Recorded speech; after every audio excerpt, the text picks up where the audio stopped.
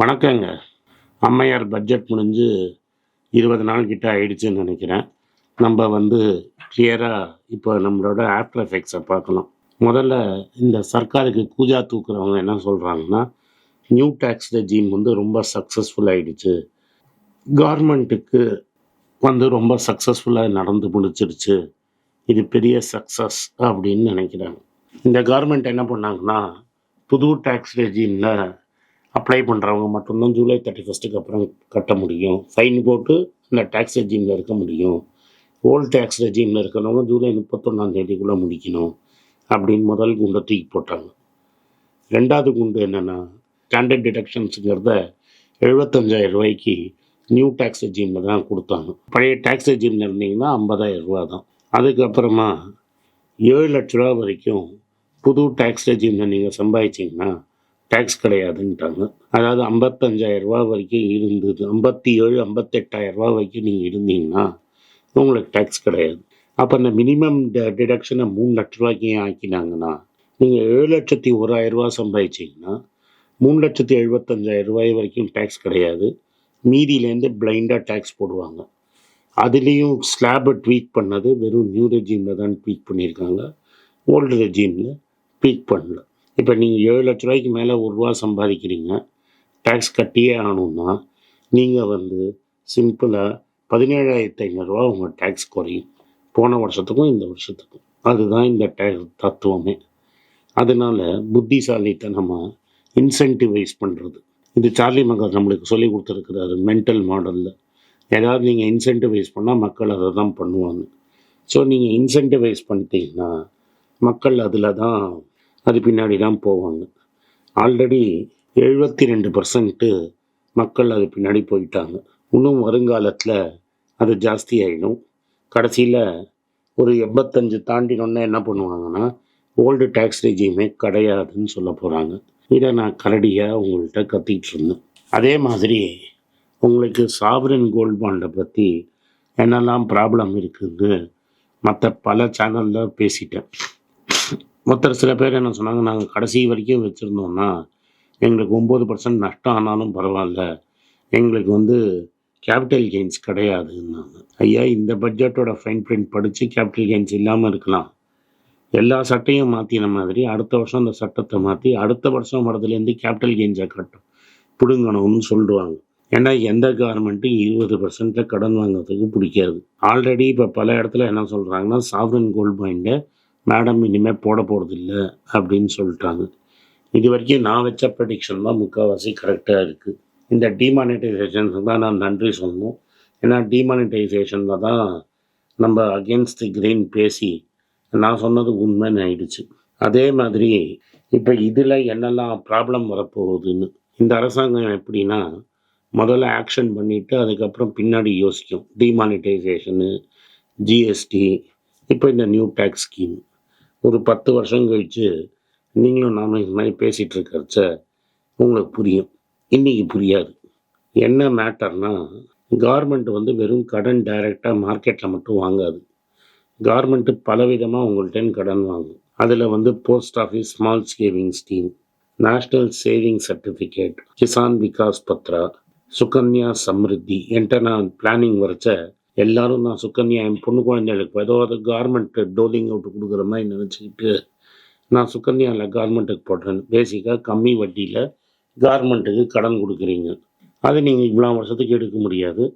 அந்த பொண்ணுக்கு 18 வயசு ஆச்சு நான் எடுக்கிறேன்னு அவ்வளோ நாளைக்கு கவர்மெண்ட் உங்கள்கிட்ட கடன் வாங்கிட்டு இருக்கிறேன். அடுத்தது பப்ளிக் ப்ராவிடென்ட் ஃபண்டு. எல்லார் வீட்லேயும் கம்பல்சரியாக 1.5 lakhs அதில் போட்டே ஆகணும்னு போட்டுருவாங்க. அது யூஸ்லெஸ் ஸ்கீம்னு நான் ப்ரூவ் பண்ண அப்புறம் கூட இல்லை பெரியவங்க சொல்லியிருக்காங்க அதில் போடணும்னு போடுவாங்க. இப்போ என்ன போகுதுன்னா, அது டேக்ஸ் எக்ஸம்ஷனுக்காக போட்டாங்க. இதனால தான் நான் சொல்கிறேன், டேக்ஸ் எக்ஸம்ஷனையும் இன்வெஸ்ட்மெண்ட்டையும் ஸ்ட்ரெயிட்டாக பண்ணாதீங்கன்னு நான் சொன்னேன். இப்போ என்ன ஆகும்னா, நீங்கள் புது டேக்ஸ் ரெஜிம் போட்டிங்கன்னா எவனும் பிபிஎஃப்லேயும் நேஷ்னல் ஸ்மால் சேவிங் ஸ்கீம்லேயும் கிசான் விகாஸ் பத்ராலையும் போஸ்ட் ஆஃபீஸ்லேயும் சுகன்யா சம்ருத்திலையும் வைக்க மாட்டோம். இதெல்லாம் டபால்னு விழுந்துடும். இப்போ என்ன கவர்மெண்ட்டே ஒத்துக்கிறாங்க, கொஞ்சமாக குறையுங்கிறாங்க. கொஞ்சமாக குறையாது, பெருசாக குறையும் பிபிஎஃப் ரெசிப்ட்ஸு ஆர்பிஐ டேட்டாலேயே ஏப்ரல் 2023 டு பிப்ரவரி 2024 பிபிஎஃப்ல போட்ட பணம்லாம் குறைஞ்சி போயிடுச்சு. இது ஆர்பிஐயோட டேட்டா. ஸோ மற்ற இடத்துல கூட Sukanya Samriddhi, SSA, small saving certificate, Kisan Vikas withdraw, இது எல்லாம் குறைஞ்சிக்கிட்டே போகுது. கவர்மெண்ட்டு யாராக இருந்தாலும் கேஷில் இருக்கிற பேலன்ஸு, விட்ராவல்ஸு, கேஷ்லேருந்து விட்ரா பண்ணாத இருக்கிற balance, small saving, post office, PPF, PF பணம், பாண்ட் மார்க்கெட், இதெல்லாம் யூஸ் பண்ணி தான் டெஃபிசிட்டை ஃபைனான்ஸ் பண்ணுது. இப்போ என்ன ஆகும்? சப்ஸ்கிரைபர் பேஸ் இப்போதைக்கு 400 மில்லியன் பீப்புள் இருக்குது. 12 இன்ஸ்ட்ருமெண்ட் இருக்குது டோட்டலாக. இப்போ நான் உங்களுக்கு 4-5 பாப்புலர் இன்ஸ்ட்ருமெண்ட் தான் சொன்னேன். 12 இன்ஸ்ட்ருமெண்ட் இருக்குது. அந்த 12 இன்ஸ்ட்ருமெண்ட்லையும் மரண அடி தருமடி அடிச்சிடும். ஸோ நீங்கள் திரும்பி போய் எக்ஸ்பென்சிவ் பாரோயிங் மார்க்கெட்டில் தான் வாங்கணும். அதோட இம்பேக்ட் இன்றைக்கி தெரியாது. அம்மையார் போயிடுவாங்க.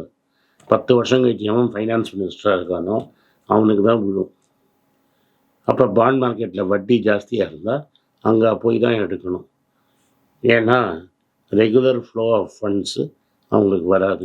அடுத்தது பிஎஃப்பில் ஏன் போடணும்னு கேட்க ஆரம்பிப்போம். ஏன்னா பிஎஃப் உங்கள் கான்ட்ரிபியூஷனும் டேக்ஸில் ரெடியூஸ் பண்ண மாட்டாங்க. அப்போ ஏன் பண்ணுவான், ஏன் பிஎஃப்பில் போடணும்னு கேட்பாங்க. தகராறு நடக்கும். ப்ராவிடென்ட் ஃபண்ட் கலெக்ஷனும் குறையும். ஏதோ நீங்கள் ஃபோர்ஸ் பண்ணி பண்ணுறது மட்டும்தான் எம்ப்ளாயி ப்ராவிடென்ட் ஃபண்டில் வரும். அந்த தகராறும் ஒரு நெக்ஸ்ட் 10 இயர்ஸ் பில்டப் ஆகும். இதுக்கப்புறம் பெரிய ப்ராப்ளம் என்னென்னா, கவர்மெண்ட் எல்ஐசியை நம்பி இருக்குது. அதை ஒழுங்காக நேரு பிரான் என்ன பண்ணார்னா ஒரு நாட் ஃபார் ப்ராஃபிட் கம்பெனியாக வச்சுருந்தார். எல்லா ப்ராஃபிட்டையும் பாலிசி ஹோல்டர்ஸுக்கு டிஸ்ட்ரிபியூட் பண்ணினார். உங்களுக்கு புத்திசாலியாக அதை எடுத்து உங்கள் பேக்கெட்டில் போட்டுக்கிட்டீங்க. அதை மணி பில்லோடு அட்டாச் பண்ணி டிஸ்கஷனே எல்லாம் பண்ணிட்டீங்க. அதில் ஒரு 5% விற்றுட்டீங்க. இப்போ என்னென்னா, அந்த காளிதாசன் பற்றி வரும் ஒரு கதை. என்னென்னா, ஒரு மரத்தில் கடையில் உட்காந்துருப்பான். கடையில் உட்காந்துன்னு அந்த கலையை வெட்டுவான். ஏதாவது கடையில் உட்காந்துருப்பான், அந்த கலையை கொடை அழியால் வெட்டுவான். அது மாதிரி வெட்டின்னு இருக்கும். ஏன்னா நீங்கள் எல்ஐசி ஏஜெண்ட்டை பார்த்தீங்கன்னா பாவமாக இருக்குது எனக்கு. கோடிக்கணக்கில் இருப்பாங்க. அவங்கெல்லாம் எப்படின்னா டேக்ஸ் பிளானிங் வருதுன்னு சொல்லி அதை ஏன் தலையில் கட்டி தான் இந்த ஸ்கீமை விற்பாங்க. டேர்ம் பாலிசி பெருசு, ரிட்டர்னு, மார்க்கெட்டெல்லாம் பேச தெரியாது முக்காசி பேருக்கு. இது அவங்களுக்கு வாழ்க்கையாகவே இருக்கும். அதை நம்பி அவங்க குடும்பம்லாம் ஓடின்னு இருக்கும். ஒரே அடி க்ளோஸ். ஏன்னா இப்போ புது ஸ்கீம் போட்டால் எவனும் எல்ஐசி போட மாட்டான். இது எல்ஐசி ரொம்ப யூஸ்ஃபுல் தான் நீங்கள் சொல்ல முடியாது. டேர்ம் இன்சூரன்ஸ்னால் 50 லட்சம் 75 லட்சம் போடணும். அதெல்லாம் விற்க மாட்டான். ஏதாவது மணி பேக் ஸ்கீமு, ஜீவன் ஆனந்துன்னு விற்றுன்னு இருப்பான். அவனானால் எவனும் தொடமாட்டான்.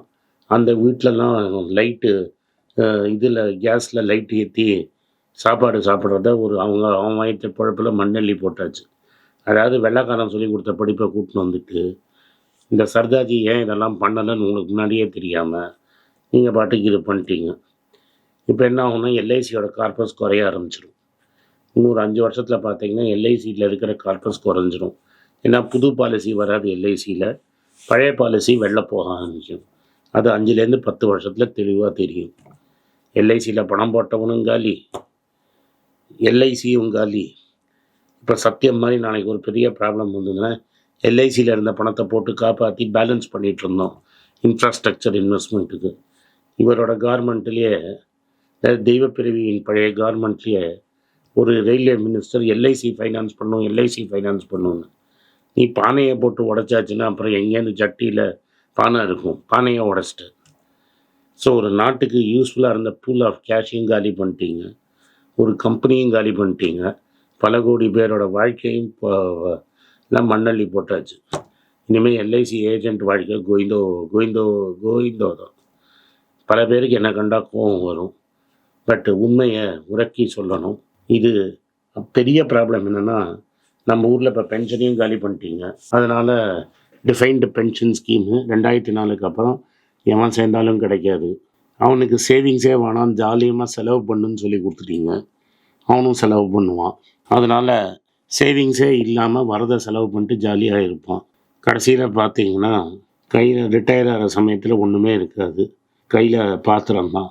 இதுக்கெல்லாம் காரணம் இது மாதிரி யோசிக்காமல் போடுற பட்ஜெட்டு தான். இத்தனை நாள் நம்ம பேசினது ஷார்ட் டேர்ம் கான்சிக்வன்சஸ்.